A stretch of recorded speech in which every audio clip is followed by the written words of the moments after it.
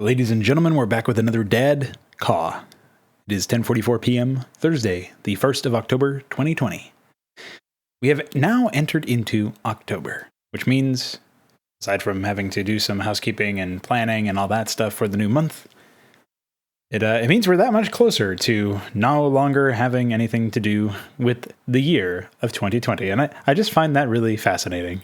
The fact that this year has sped on by, despite the fact that it's been a very action-packed year. Still feels like it blew by in many respects. I remember February like it was yesterday.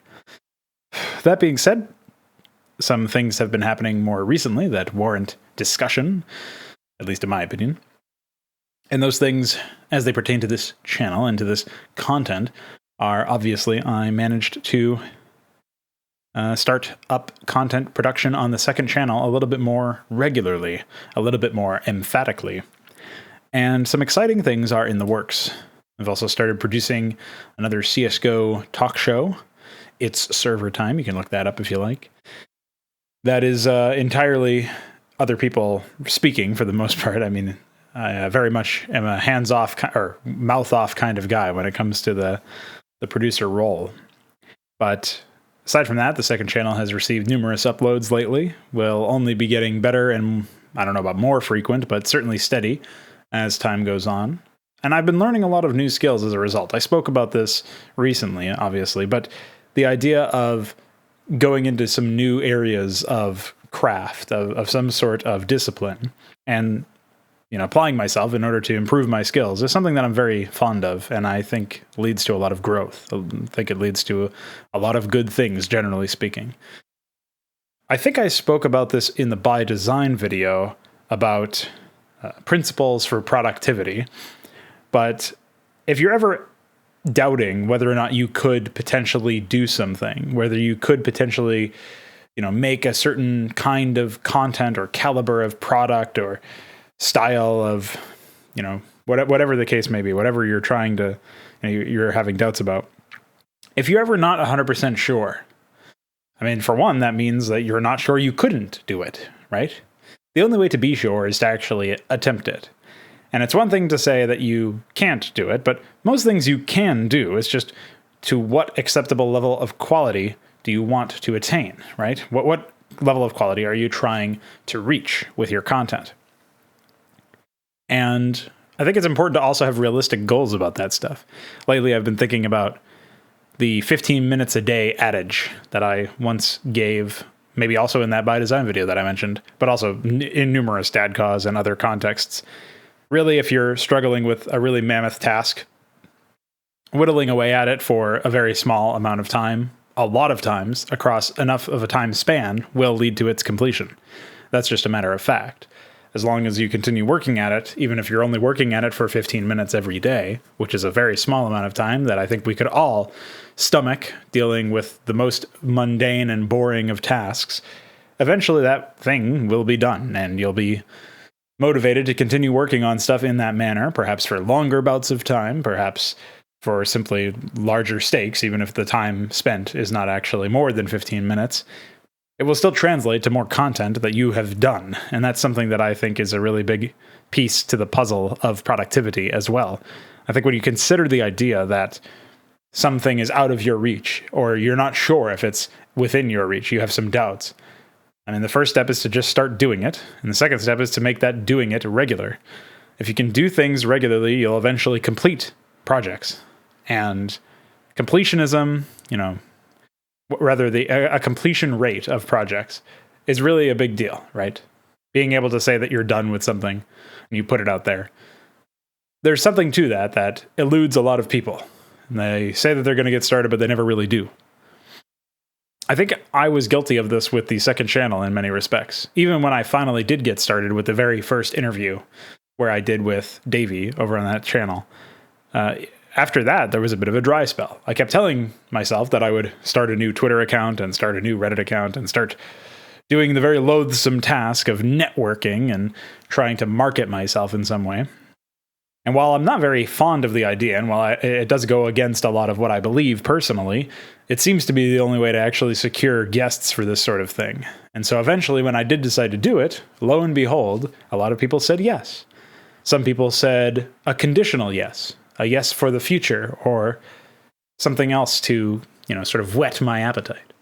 I shared this anecdote recently on a mod stream, but I reached out to Richard Lewis, who in the circles that I swim in is quite a big fish, we could say.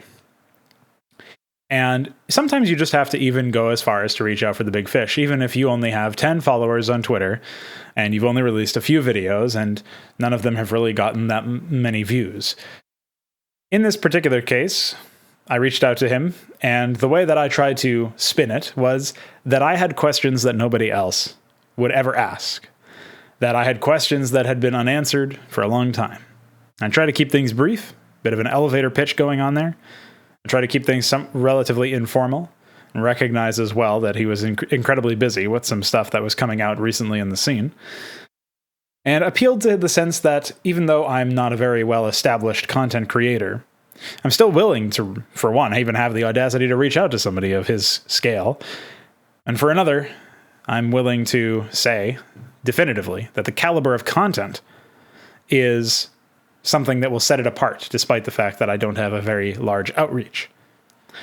I wasn't exactly successful with roping him into responding to a DM, but I got a follow out of him, which indicates to me that he saw something worthwhile out of that exchange, even if he didn't end up, responding directly. This indirect response tells me that eventually I can message him in a week or a month and potentially get him to, on the hook, so to speak.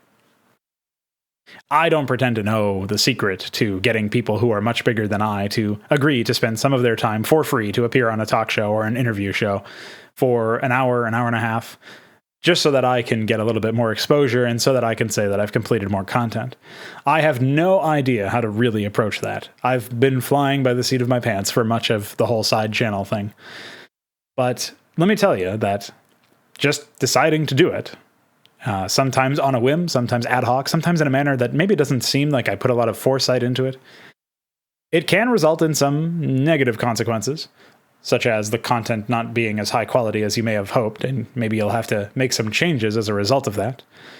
I have another anecdote that I can share that fits that purpose exactly. It's when I decided to forget about doing a lot of exhaustive scripting or research during one of my interviews, I neglected to actually properly introduce my interview subject, and I had to record an interview introduction for the guest in a solo manner afterwards.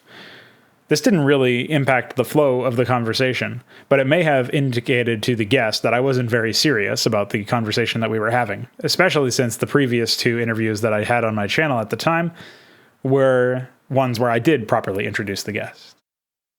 That's something that I can't really know. I can't confirm. I mean, I could reach out to the guy and say, I'm not sure if you felt this way, but I wanted to let you know that it was an oversight on my part and it wasn't something that was intentional. I can't know what he thought of that. All I can know is that it's a mistake that I made, and now I know that the consequence was potentially upsetting him on a more emotional level, but also in a more practical level, something that I know that I had to do was actually record a different introductory segment and then append that to the video. That's something that I wouldn't have had to do. I wouldn't have had to consider what I had to say or how to introduce him after the fact if I had just done my due diligence before the fact.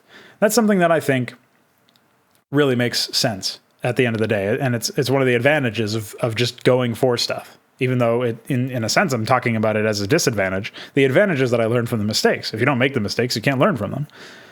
And the only way you don't make mistakes, by the way, is by not doing the content. That's sort of the subtext here.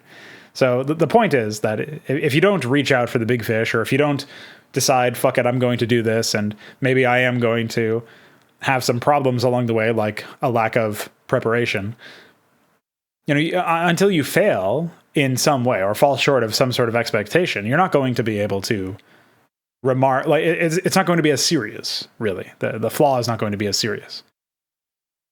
Just because of the sheer amount of content I've been able to put out in the last week or so on the second channel, and also the amount of content that I've had to do for the other talk show that I mentioned earlier. As a result of all that, I have been able to fall into this rhythm. And the problem with the rhythm is, and the good thing is that I'm doing content every day, but the problem is that I'm in a position where in some ways it's by the numbers. In some ways it's very consistent, but also almost phoned in or expected in a way. And that's not something that I really want to be the case. I think with enough introspection and with enough meditation on the subject, you can get to a point where you're in the moment a little bit more often. And as a result, you'll be thinking a little bit more aptly and a little bit more, you'll be on the ball, so to speak. For lack of a better term that comes to my mind, you'll essentially be focused and zeroed in. And you won't make mistakes like forgetting to properly introduce the guest or any other potential mistakes that might come as a result of you not being as prepared or as focused. Those things just won't happen. But I may not have ever figured out that those were issues that I would run into if I had not run into those issues by doing the work in the first place. And if you're like me a couple of years ago, and that you think about all of these different things that you could do, and you just don't ever get started on them, and even if you do get started on a few, you're not consistent with it. Well, we all know how that story ends, and let's just say it's not with completed content.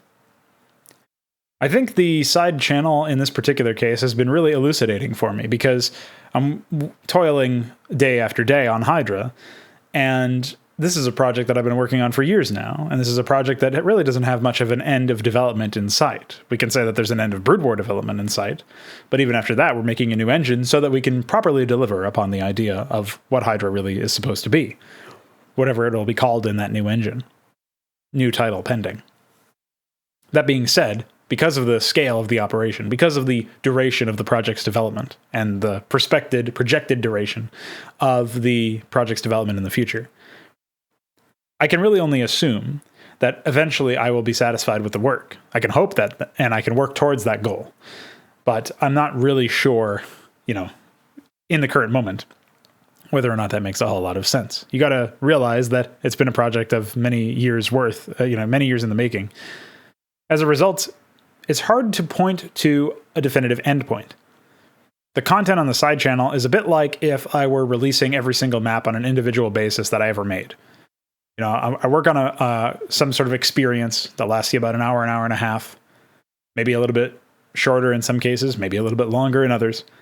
I put that content out there and people experience it. Maybe they'll experience it more than once, depending on how good the content is, how impactful it is. Maybe they'll quit out before they finish the whole thing. But in any case, eventually the content gets out there. You'll notice that at no point did I make any observation here, any assessment of the content itself that is specific to either a StarCraft map or a video on a second channel. That's because in many ways they are identical in this particular example. Obviously, the way that you interact with them is very different, but the idea is that I'm putting out complete content out there for you to enjoy. Or maybe you don't enjoy it, in which case, hopefully you leave me some constructive criticism so that I can learn and improve. Much in the same way that I released maps in the past, though generally as a complete set. I guess an allegory for that would be if I waited and dropped multiple videos at a time on the second channel. That would be the allegory to Inconsummate, or Hydra's remastered project. I think it's an interesting connection to make. It's very rare that you get people who do the same, like both of those things, obviously. Like, I may be the only person in the world who produces talk shows and interview shows for Counter-Strike and esports generally, while also making Brood War maps. Like, it's a very specific thing in theory. But the fact that there's parallels to be drawn in terms of the creation process leads me to believe that it's another observation that I made in the by design video that I referenced earlier.